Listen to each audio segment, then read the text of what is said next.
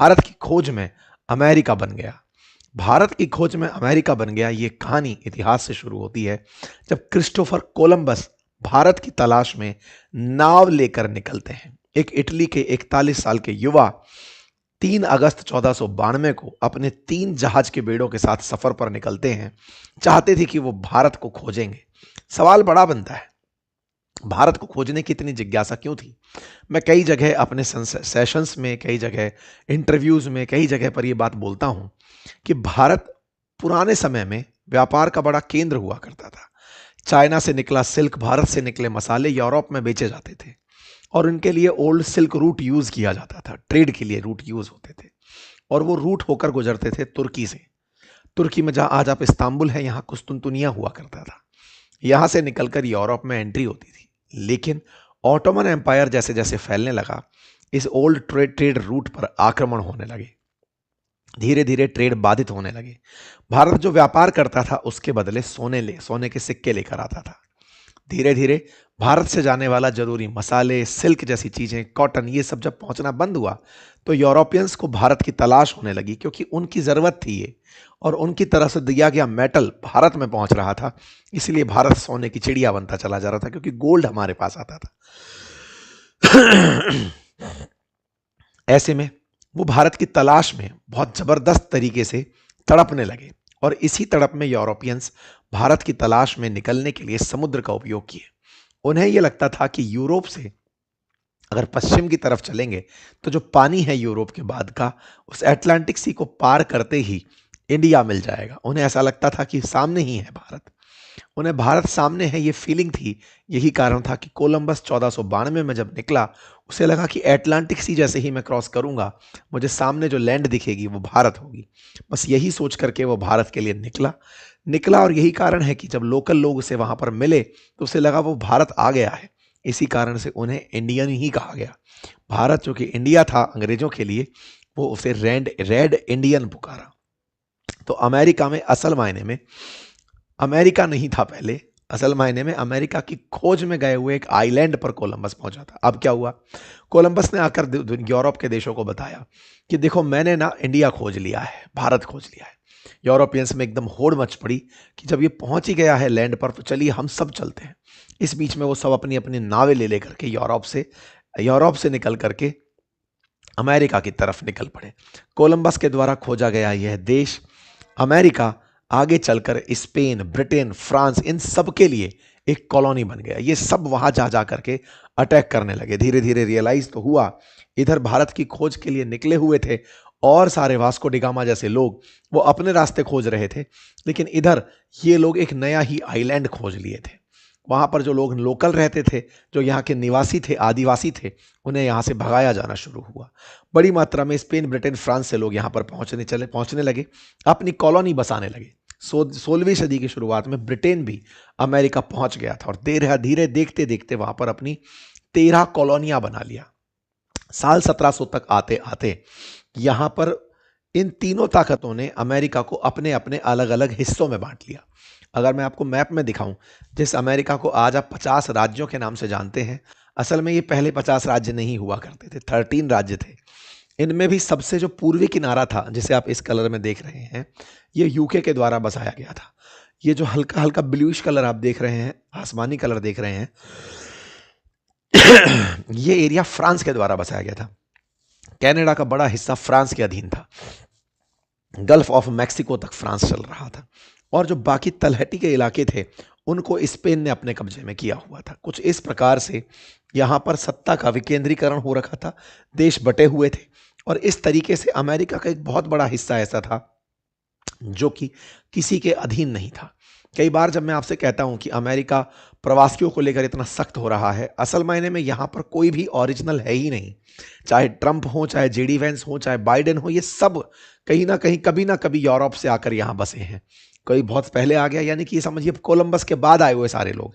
आज जब ये बोलते हैं कि दूसरे देश के लोगों को हम नहीं आने देंगे, तो इनसे पूछा जाने वाला सबसे बड़ा सवाल यही है कि सर आप भी कभी आए थे, किसी ने आपको भी आने दिया था और यहां पर रहने दिया था? बट खैर कोई नहीं, फिलहाल के लिए अमेरिकियों ने अपने लिए कॉलोनियां बनाई और यहां पर आकर के ये लोग रहना शुरू किए। ब्रिटेन इनमें सबसे ताकतवर देश निकला। आपको मालूम होगा ब्रिटेन की सत्ता धीरे धीरे तेजी से बढ़ती जा रही थी। फ्रांस वाले अपने सरकारी नियमों से चलते थे, इसलिए पिछड़ रहे थे।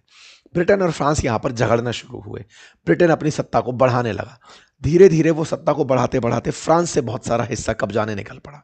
लेकिन इससे त्रस्त आकर अमेरिकियों ने ब्रिटेन के खिलाफ ही आवाज उठा ली। 1783 में इसी के चलते ब्रिटेन ब्रिटेन से अमेरिका आजाद हुआ। मैं आपको बता दूं, आजादी से पहले इन्होंने अपना एक घोषणा पत्र बनाया था, जिसे संयुक्त राज्य अमेरिका के तौर पर अमेरिका को पहचाना जाएगा, ये पहचान दी थी।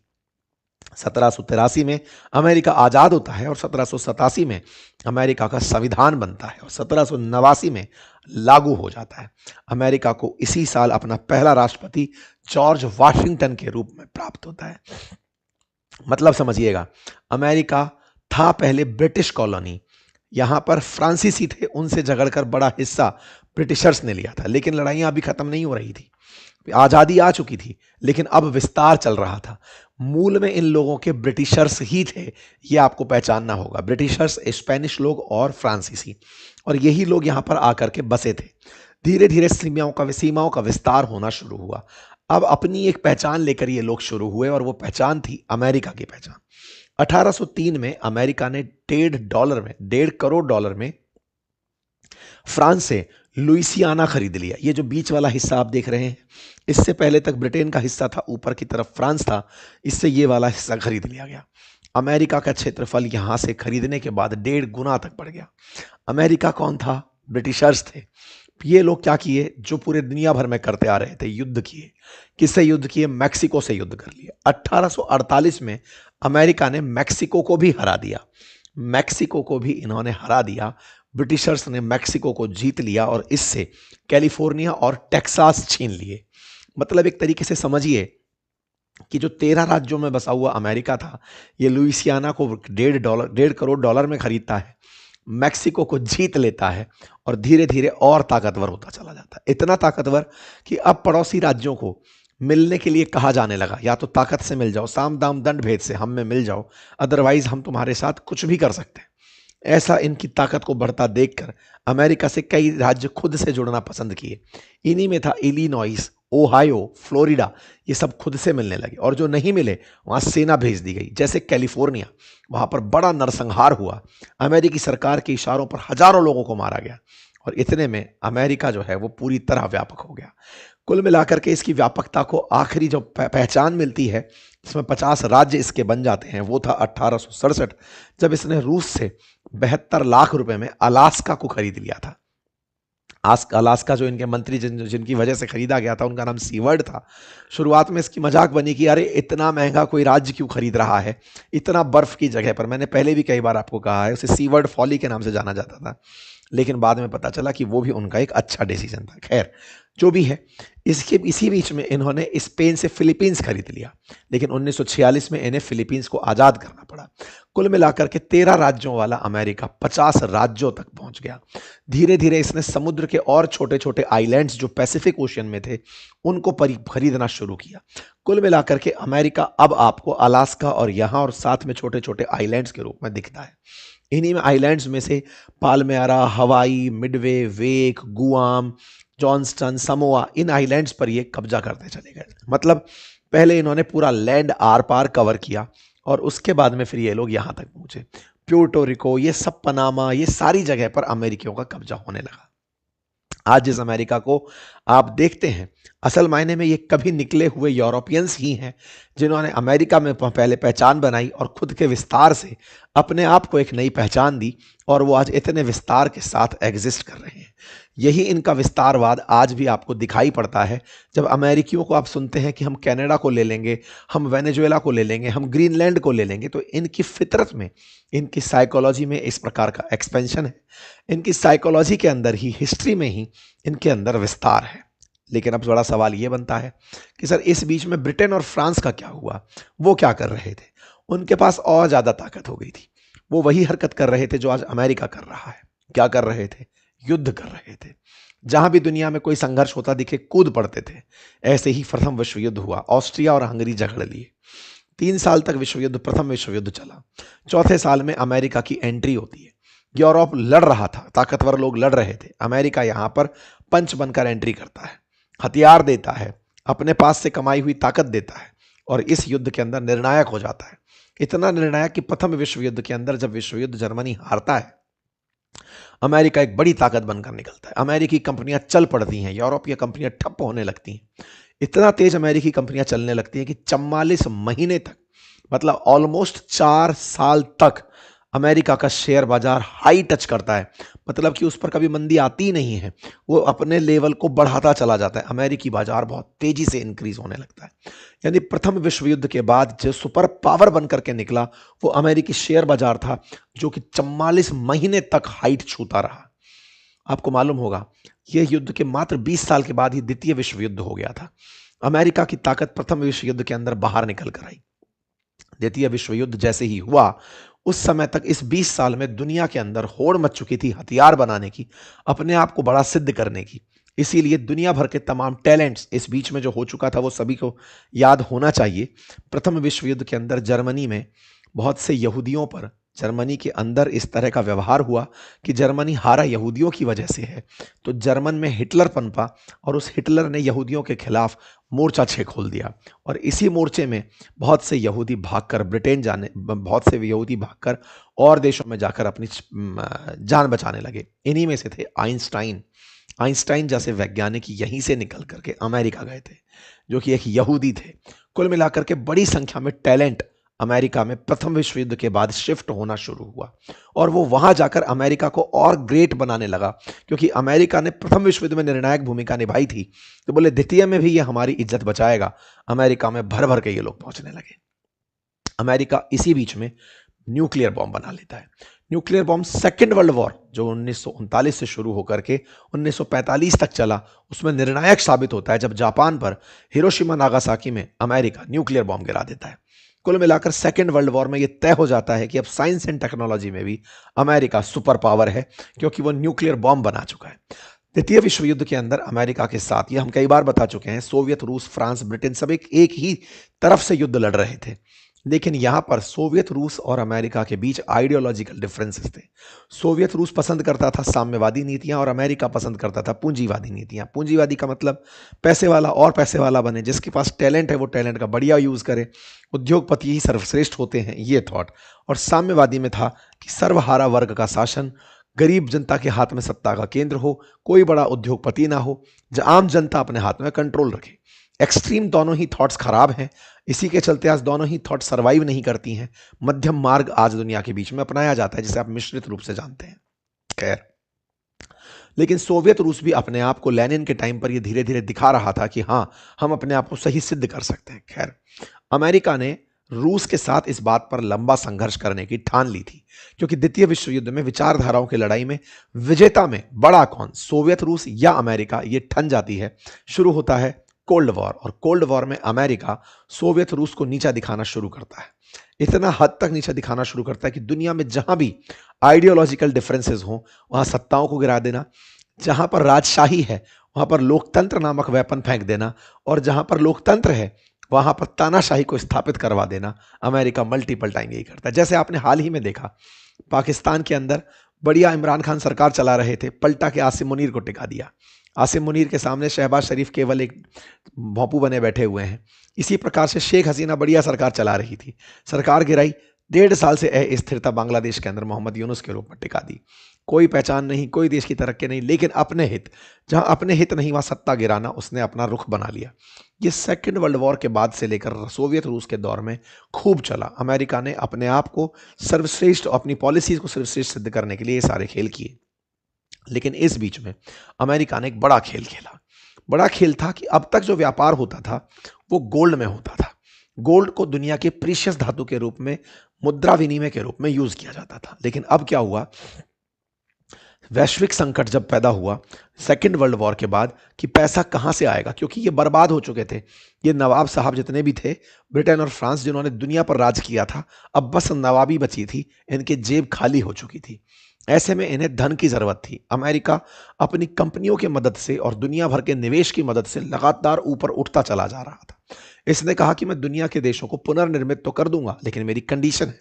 कंडीशन क्या है कि मैं अपनी बैंक बनाऊंगा जो लोन देंगी और आपको वो लोन चुकाना होगा। और दूसरा, आपको जितने भी एक देश से दूसरे देश के साथ व्यापार करने होंगे वो मेरी करेंसी यानी डॉलर में करने होंगे, और डॉलर जो है वो गोल्ड के बराबर होगा, ये मैं सुनिश्चित करता हूं क्योंकि मेरे पास दुनिया का सबसे ज्यादा गोल्ड है। ठीक है साहब, ऐसा करके ब्रेटन वुड के अंदर, न्यू हैम्पशायर के अंदर एक बैठक बुलाई जाती है। 1944 में बैठक होती है, 44 देश इसमें आते हैं। ब्रेटन वुड समझौता होता है, समझौते में तय होता है कि डॉलर को ग्लोबल करेंसी के रूप में मान्यता दी जाएगी और दुनिया की दो बैंक, वर्ल्ड बैंक और आईएमएफ लोन देंगी। वर्ल्ड बैंक लोन देगी नया देश बनाने के लिए और आईएमएफ लोन देगी पेमेंट क्राइसिस के लिए। पेमेंट क्राइसिस मतलब पेमेंट डेट का क्राइसिस आ गया। मान लीजिए आपके पास डॉलर कम पड़ गया, पेमेंट नहीं कर पा रहे, तो बोले डॉलर हम देंगे, आप फिर भी पेमेंट डॉलर में ही करोगे। कुल मिलाकर के ब्रेटन वुड में यह तय हो जाता है कि डॉलर दुनिया की करेंसी बनेगा और यहीं से अमेरिका जिंदगी भर यानी हमेशा के लिए दुनिया पर राज करने का एक तरीका ढूंढ लेता है। वो तय करता है कि अब अमेरिकी डॉलर के आधार पर ही करेंसीज के एक्सचेंज रेट तय होंगे। जैसे आज आप सुनते हैं $1 के बराबर 90 रुपया, तो ये जो तय है ये ब्रेटन वुड सम्मेलन से दुनिया ने माना है। 44 साल पहले ये तय हो गया था। अमेरिका ने अपनी ताकत के दम पर, विश्व युद्ध विजेता के तौर पर सबसे ये मनवा लिया था कि अमेरिका के पास चूंकि सबसे ज्यादा धन है तो डॉलर का भी वही हकदार है और लोगों को वही मानना पड़ेगा। इतना ही नहीं, अब डॉलर में दुनिया के देश आपस में एक दूसरे के साथ व्यापार कैसे करें यह सुनिश्चित करने के लिए इसने एक सिस्टम बनाया जिसे स्विफ्ट सिस्टम कहते हैं। 1973 में 22 देशों की 518 बैंकों ने स्विफ्ट नेटवर्क को शुरू किया, जो कि अमेरिका की ही देन थी। आसान भाषा में समझिए कि एक बैंक को दूसरे बैंक में या एक देश से दूसरे देश में किसी को पैसा भेजना है, अमेरिका बोलता था कि आपको चूंकि डॉलर में ही व्यापार करना है तो सभी बैंकों को अमेरिका में एक अकाउंट खोलना पड़ेगा। यानी दुनिया भर के जितने भी देश हैं उन सब का अपना एक बैंक, 200 देशों के बैंक इस समय अमेरिका में है। वहां पर होता क्या है, आपको अंतरराष्ट्रीय व्यापार डॉलर में करना है। जैसे आप कई बार सोचते हैं ना, भारत ने इतना माल खरीदा, इतने डॉलर में खरीदा, ये डॉलर आता जाता कैसे है? तो इसका तरीका यह है कि अमेरिका ने दुनिया भर के बैंकों को अमेरिका में खुलवाया और कहा कि आपको अगर मान लीजिए इंडिया के बैंक को दुबई से पैसा लेना है, दुबई को माल बेचना है, दुबई से तेल खरीदना है, जो भी करना है, तो जो पेमेंट होंगे वो डॉलर में होंगे। और डॉलर के लिए अमेरिका ने अपने आप बैंक बना रखी है। आपकी बैंक से कह रखा है कि आप वहां पर डॉलर दिलवाइए, अपना रुपया दीजिए, डॉलर में कन्वर्ट करिए, डॉलर से दूसरे देश के बैंक में पेमेंट करिए, दूसरा देश की बैंक पेमेंट डॉलर से अपनी करेंसी में कर लेगी। यानी कि दोनों प्रकार से, मतलब कुल मिलाकर के ऐसा समझिए कि अगर आपको अपने देश से कोई भी पेमेंट करना है तो दूसरे देश की बैंक में जाएगा डॉलर के रूप में, डॉलर से दूसरे देश से दूसरे देश की बैंक में ट्रांसफर होगा। मतलब आपका ही पेमेंट है, अपना रुपया पहले डॉलर में कन्वर्ट होगा, डॉलर में कन्वर्ट होकर दूसरे देश को भी डॉलर में पेमेंट होगा, फिर डॉलर से वो उस देश की करेंसी में कन्वर्ट होगा। इस प्रकार का कन्वर्जन सिस्टम स्विफ्ट नेटवर्क के माध्यम से ये लेकर आया। आज दुनिया के 200 देशों की 11,000 बैंक इस नेटवर्क से जुड़ी हैं। अब आप सोचकर देखिए कि ना केवल डॉलर में पेमेंट करना है बल्कि डॉलर में पेमेंट के लिए बैंकें भी, जैसे आज आप और मैं पेमेंट कैसे करते हैं, अगर आप किसी बैंक में, या मान लीजिए मुझे पैसा यूपीआई कर रहे हैं, मेरे पास अकाउंट एसबीआई में है, आपका पीएनबी में है या एचडीएफसी में है, किसी भी बैंक में, तो आपने जैसे ही पैसा ट्रांसफर किया तो बैंक से बैंक बात कर रही है, रुपए से रुपया बात कर रहा है। ऐसे ही इसने विश्व रूप में यह लागू कर दिया कि इस बैंक से डॉलर उस बैंक के डॉलर में जाएगा, उस बैंक के में डॉलर बनकर जाएगा और वहां से उसकी लोकल करेंसी में होगा, यानी कि डॉलर ही आपको एक्सचेंज में दिखाई देगा। अमेरिका ने डॉलर की प्रभुत्व को स्थापित करने का एक और काम किया, और वो काम था, दुनिया में अगर कोई देश तेल बेचना चाहता है या तेल खरीदना चाहता है तो भी पेमेंट डॉलर में ही करेगा। इस व्यवस्था को पेट्रो डॉलर व्यवस्था कहा गया। मान लीजिए कि अगर सऊदी अरब को या फिर वेनेजुएला को या ईरान को, इराक को, जिस भी देश को तेल बेचना है वो डॉलर में ही तेल का पेमेंट ले सकता है और किसी रूप में नहीं। अगर आप ऐसा नहीं करोगे, मतलब ये पेट्रो डॉलर व्यवस्था कहलाई कि आपको क्रूड ऑयल का एक्सपोर्ट करना है तो आपको डॉलर ही लेना पड़ेगा। और सोचकर देखिए कि डॉलर के महत्व को स्थापित करते हुए अमेरिका पिछले 50 साल से यही काम करता आ रहा है। मतलब डॉलर जब ट्रेड के लिए जरूरी हो जाएगा तो हर देश डॉलर खरीदने के पीछे भागेगा। आप में से बहुत सारे लोग पूछते हैं ना कि डॉलर इतना महंगा हो गया है, हमारे देश के साथ ऐसा हो क्यों रहा है? हमने तो कहीं नोटिस ही नहीं किया है, क्योंकि अंतरराष्ट्रीय स्तर पर आप व्यापार में डॉलर ही यूज करते हैं। जो फिलहाल वेनेजुएला क्राइसिस आया, इस पर एक मत यह भी निकल कर आया कि वेनेजुएला ने हाल ही में डॉलर यूज करने से इनकार कर दिया था, लोकल करेंसीज में पेमेंट लेने लगा था, चीनी युआन में पेमेंट लेने लगा था। जो देश लोकल करेंसीज में पेमेंट लेने लगते हैं उन पर अमेरिका हमला कर देता है। यह भी एक थ्योरी डेवलप होकर आती है। जहां एक और ये थ्योरी कि अमेरिका तेल वाले देशों पर हमला करता है, वहां दूसरी तरफ ये थ्योरी भी कि अगर कोई देश डॉलर छोड़कर कोई और व्यवस्था अपनाता है तो अमेरिका उस पर हमला कर देता है। कुल मिलाकर अमेरिका का यह प्रभुत्ववाद जो है ये साम दाम दंड भेद के पैंतरे से चलता रहा। यूएसएसआर का 15 देशों में विघटन हुआ और अमेरिका ने दुनिया भर पर अपनी नजरें गड़ाई रखी। अब एक तरफ तो था ये दिमाग, दूसरी तरफ एक कहानी और थी। चूंकि दुनिया का बेस्ट ब्रेन अमेरिका शिफ्ट हो रहा था। आपको मैंने बताया कि शुरुआत में यूरोपियंस गए थे अमेरिका, बाद में फर्स्ट वर्ल्ड वॉर के बाद बड़े मात्रा में साइंटिस्ट निकल के यूरोप से पहुंचे थे अमेरिका। सेकेंड वर्ल्ड वॉर के बाद इतना पैसा इनके पास हो गया कि जितने भी ब्रिटेन फ्रांस से जितने भी अमीर लोग थे जो गरीबी में नहीं रहना चाहते थे, ये अमेरिका शिफ्ट हो गए। दुनिया का बेस्ट टैलेंट अमेरिका जाना शिफ्ट हुआ और अमेरिका ने उन्हें भरपूर जगह दी। आज जब आप इस पूरे फिल्म को देखते हैं, दुनिया के बहुत सारे सक्सेसफुल उद्योगपतियों को देखते हैं, तो उनमें आप अमेरिकियों को पाते हैं। आज हर 10 में से 7 बड़े कारोबारी अमेरिकी नागरिक हैं। जर्मनी से निकले हुए आइंस्टाइन हो या दक्षिण अफ्रीका से निकले हुए एलॉन मस्क, ये सब विदेशों से जाकर अमेरिका बसे और अमेरिका को टेक्नोलॉजी हब बना दिया, अमेरिका को बड़ा देश बना दिया। ये स्टैटिक्स फिर से आपको याद दिलाने का है कि मेरे प्यारे साथियों, मेरे इस YouTube चैनल पर 44% लिसनर्स ने सब्सक्राइब नहीं किया हुआ है, जो कि फ्रैक्शन ऑफ सेकंड का कार्य है। सब्सक्राइब का ऑप्शन है, उसे क्लिक कर दीजिए, चैनल को सब्सक्राइब कर लीजिए, सो दैट हमें आपकी वजह से आपका समर्थन मिले। इसका कोई चार्ज नहीं लगता है। संभवतः आप इस काम को करके इस सेशन को भी अपनी तरफ से इज्जत बख्शेंगे। बाकी जिन्होंने सब्सक्राइब किया हुआ है वो वीडियो को लाइक तो कर ही दीजिए।